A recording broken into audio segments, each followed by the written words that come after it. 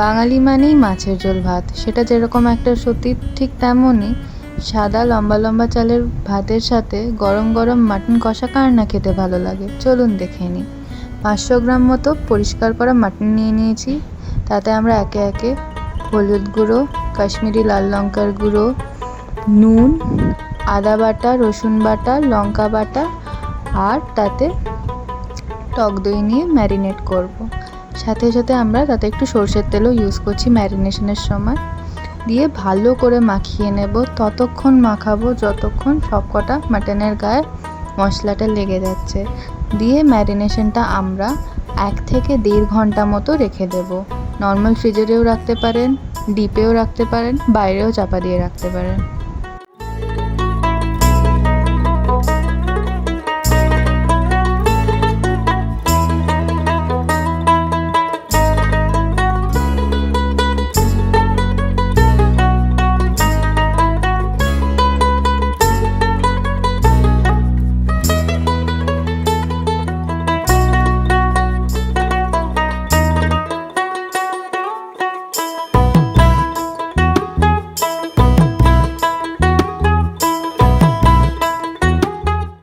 তারপর আমরা আরেকদিকে কড়াই চাপিয়ে দেব, ফ্লেম অন করব, দিয়ে আস্তে আস্তে তাতে সর্ষের তেল অ্যাড করব। পুরো রান্নাটাই সর্ষের তেলে হবে।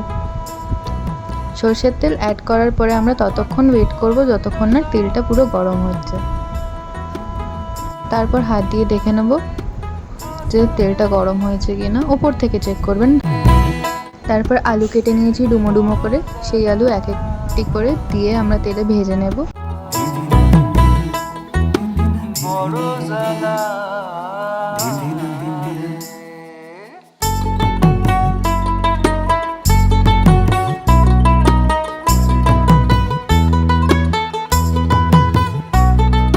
কিছুক্ষণ ভাজার পরে তাতে আমরা হলুদ গুঁড়ো দেব, কাশ্মীরি লঙ্কা গুঁড়ো দেব, নুন দেব। আমরা ডিরেক্টলি তেলে দেব মশলাগুলো, কারণ আমরা যখন এই সেম তেলটাতে রান্না করব মাটনটা খুব ভালো কালার আসবে। আমরা আগে থেকে কিন্তু নুন হলুদ মাখিয়ে আলুগুলো ভাজবো না।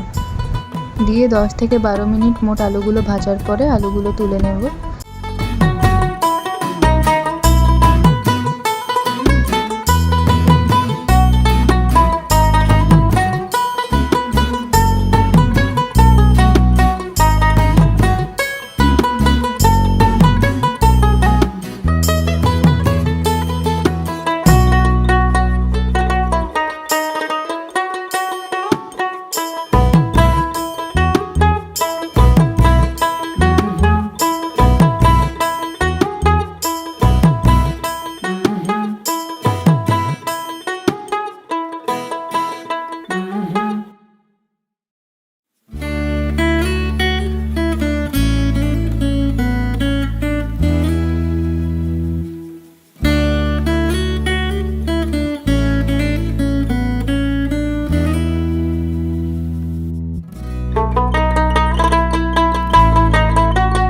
সেম তেলে গোটা গরম মশলা ও তেজপাতা দেব, দিয়ে 2 মিনিট রাখার পরে তাতে পেঁয়াজ কুচি দেব। আমি 3টে পেঁয়াজ ইউজ করেছি, কুচি কুচি করে কেটে।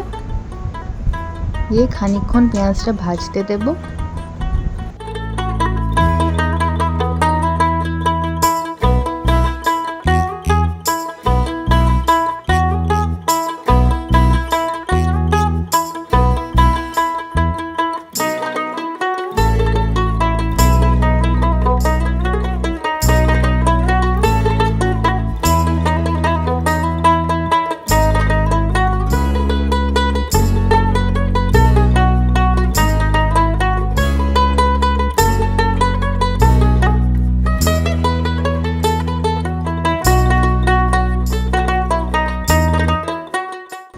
যখন পেঁয়াজটা একটু ব্রাউন হয়ে যাবে তাতে আস্তে আস্তে আমরা ধনে গুঁড়ো দেব, জিরে গুঁড়ো দেব।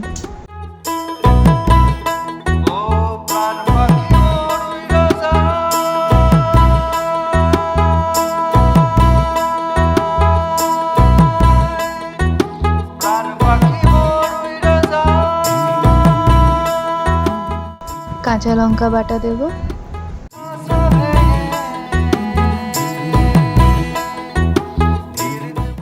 আদা রসুন বাটা দেব,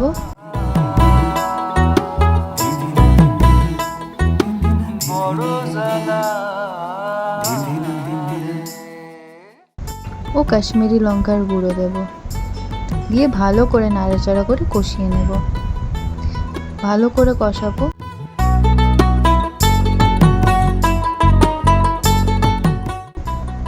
আমাদেরকে ততক্ষণ অবধি কষাতে হবে যতক্ষণ না পেঁয়াজ থেকে তেলটা বেরোচ্ছে।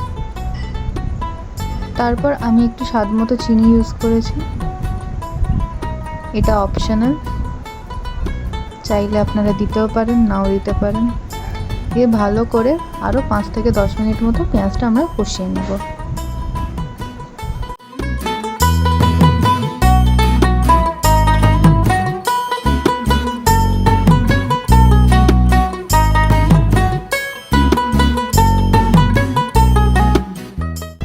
দিয়ে একে একে ভেজে রাখা আলু ও ম্যারিনেটেড মাটনটা আস্তে আস্তে আমরা কড়াইতে অ্যাড করে দেব।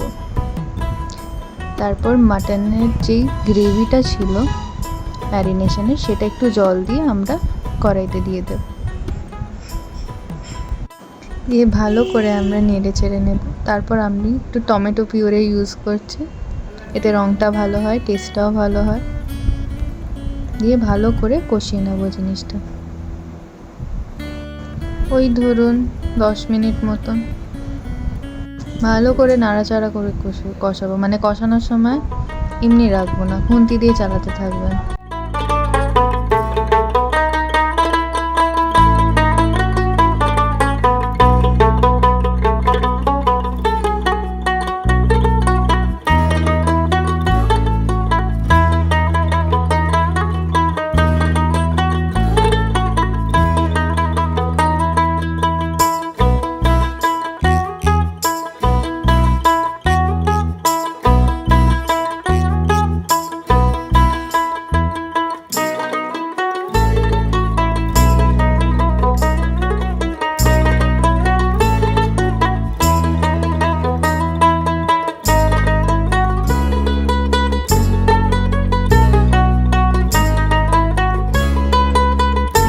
প্রেসার কুকারে পুরোটা ট্রান্সফার করে দেব, দিয়ে ওতে জল দেব। জলের লেভেলটা মেনটেন করব যাতে পুরো মাটনটা ডুবে না যায়, আধ বা আধ ভাসা থাকে। দিয়ে 5টা সিটি দেব ফ্লেমটা হাই করে। দিয়ে ততক্ষণ আমরা প্রেসার কুকারটা খুলবো না যতক্ষণ না অটোমেটিক্যালি প্রেসারটা রিলিজ হয়ে ঢাকনাটা খুলছে। তারপর আমি মাটনগুলো নামিয়ে কড়াতে একটু হাই ফ্লেমে কষিয়ে নিয়েছিলাম, কারণ আমি একটু শুকনো শুকনো মাটন খেতে পছন্দ করি।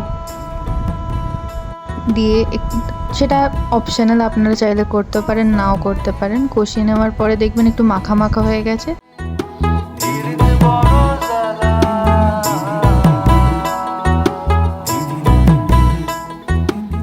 তারপর আপনি গরম ভাতের সাথে সার্ভ করে দিন, রেডি মাটন কষা।